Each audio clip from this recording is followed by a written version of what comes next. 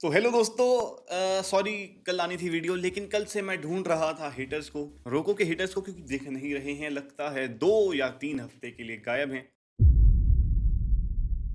और भी बातें बातें करेंगे, जैसे इंडिया ऑस्ट्रेलिया का थर्ड ओडीआई, मतलब उस पर तो बात करनी है। पूरी सीरीज के बारे में बात करेंगे। गिल की फॉर्म भी थोड़ी बेहतर हो सकती है कैप्टनसी के अंडर ओडीआईज में। और बात करेंगे हम जरूर कि नॉन कमिटल रोहित शर्मा अब है ओडीआई का नंबर 1 रैंक 1 बैटर। और कोहली भाई के भी रन आ गए, तो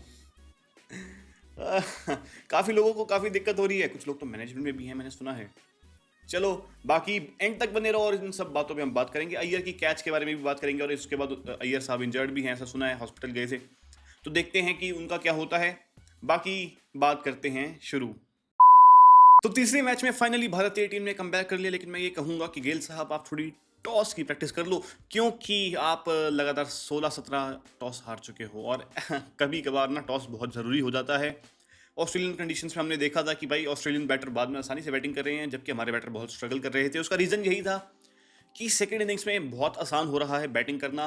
और वही हमें देखा कि सेकेंड इनिंग्स में आराम से बैटिंग हो रही है। पहले 2 मैचेस में भी ऑस्ट्रेलियन तो इस मैच में पूरा खेल भी नहीं पाए। हम एटलीस्ट खेल गए, तो हम उससे बिगअप्स कह सकते हैं अपने लिए।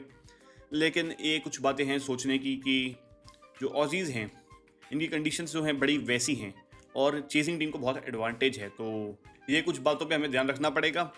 दूसरा कि रो एंड को तो वापसी कर गए जी, अब क्या करोगे गंभीर साहब। खैर, बात करते हैं, शुरू करते हैं। मैच कहाँ से हुआ? पहले ऑस्ट्रेलिया ने टॉस जीत के कहा कि हम खुद ही बैटिंग करेंगे। थोड़ा चैलेंज चाहिए था उन्हें कि भाई क्या ही देगी इंडियन टीम, चैलेंज क्या ही चैलेंज देगी। मतलब 2-0 हरा चुके हैं, क्या ही चैलेंज देगी। ये आए साहब मिच मार्श, ट्रेविस हेड, और सीधे बॉलिंग पे आओ। 4 लेके हर्षित राणा, सिराज, वो स्टार्टिंग में विकेट लेके थे हेड की। प्रसिद्ध कृष्णा भाई ये तो बहुत रस्टी हैं, और फुल टॉस पे विकेट गई है। लो फुल टॉस पे तो इसे बहुत बढ़िया मत मानना भाइयों। कुलदीप यादव भी रस्टी दिख रहे थे थोड़े, फिर भी विकेट ले गए स्टार्क की, तो ठीक है। लेकिन अक्षर पटेल ने भाई क्या बॉलिंग करी है, पकड़ के डाली आ रहा था भाई। 6 ओवर में 18 रन दे के 1 विकेट, तो आप समझ सकते हो कि क्या पकड़ के बॉलिंग डाली है अक्षर पटेल ने। एंड वॉशिंगटन सुंदर भी एक अच्छी लाइन लेंथ पे डाल रहे हैं। मैंने देखा कि जो राइट हैंडर के लिए है उनकी लाइन थोड़ी आगे है, लेफ्ट हैंडर के लिए हल्की सी पीछे है। तो ये शायद अपना थोड़ा अंदाज़ा जानते हैं कि किसको कैसे बॉलिंग करनी है। अपनी लिमिटेशंस में बहुत अच्छे बॉलर हैं, और हर्षित राणा 4 विकेट ले गए, तो अब इनका पक्का है खेलना। दी गोट हर्षित राणा, लेकिन अच्छी परफॉर्मेंस करी है मजाक से हटके। तो जी ऑस्ट्रेलिया से तो 50 ओवर नहीं खेले गए, और पहले बैटिंग में यही दिक्कत थी। मेरे को लग रहा था कि पहले कंडीशंस बहुत ज़्यादा हार्श थी बैटर्स पे, और ऑस्ट्रेलिया को भी पता चला। एक बार जो उनके टॉप 2-3-4 गए, तो उसके बाद हमें पता था कि ये नहीं टिकने वाले।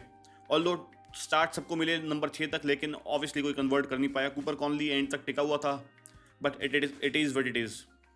अब 236 है, इंडिया को आना है। क्या ट्रिकी होगा? नहीं, बिल्कुल भी नहीं। मैटर ऑफ फैक्ट, पहले 10 ओवर में 68 रन थे, जिसमें गिल और रोहित शर्मा दोनों ही आउट नहीं थे। और फिर गिल को हेजलवुड की बॉल पड़ी और वो आउट हो गए। 69 फॉर 1 था, मैं दिखाता हूँ, 69 फॉर 1। तो एंड गिल आउट हुए।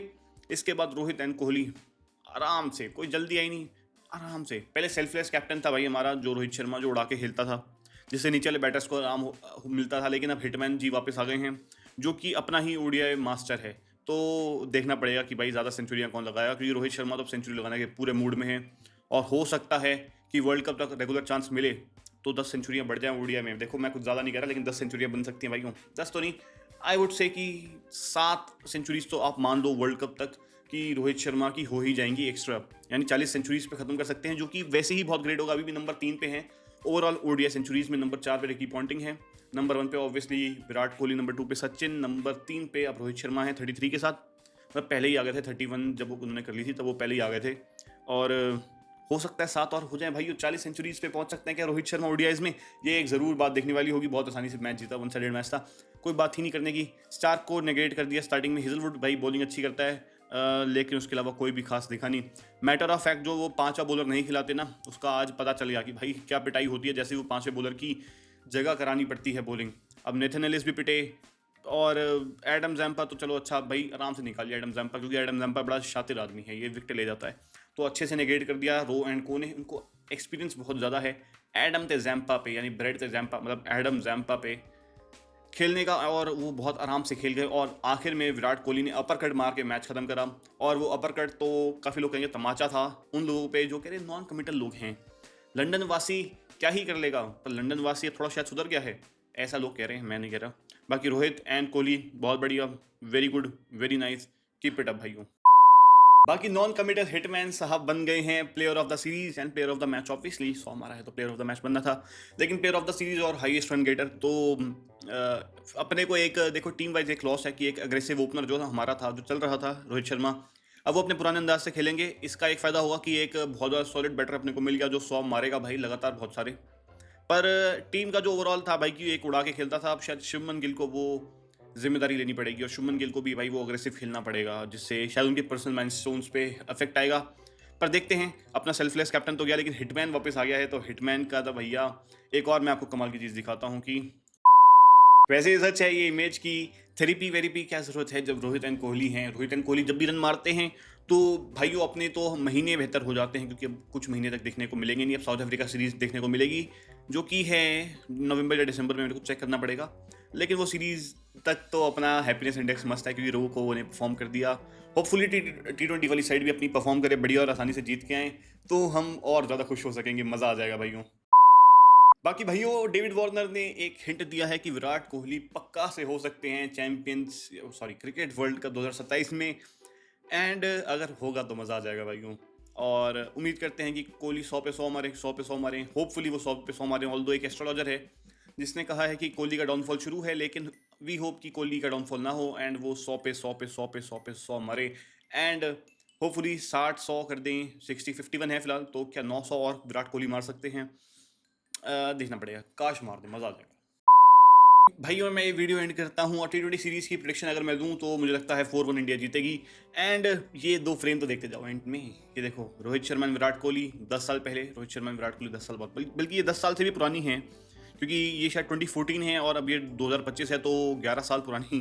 तो 11 साल में पहले भी ये दोनों भाई तबाही करते थे एंड अभी भी ये दोनों भाई तबाही करते हैं। सामने वाली टीमों की, अपनी टीम की नहीं, एंड तबाही अपनी टीम की जो करने लगे हैं। अब होपफुली उन्हें शर्म है और रिस्पेक्ट करें एल्डर्स की, मतलब सीनियर प्लेयर्स की, एंड जो उनके साथ हुआ था एटलीस्ट अब वो रेप्लिकेट नहीं करेंगे नए लॉन्डो के साथ, मतलब अब एल्डर्स के साथ, अब के एल्डर्स के साथ। और जायसवाल के लिए बुरा है कि जायसवाल का भाई इतना बढ़िया जो प्लेयर है उसको बाहर बैठना पड़ता है, लेकिन खिलाना है तो T20 खिलाओ ना, वहाँ पे गिल को क्यों ले आए? तो कुछ बातें हैं जो कि कभी और करी जा सकती हैं, लेकिन फिलहाल के लिए एक हैप्पी नोट पे ख़त्म करते हैं। रोको ने ऑजी को दिया ठोको, बाय बाय।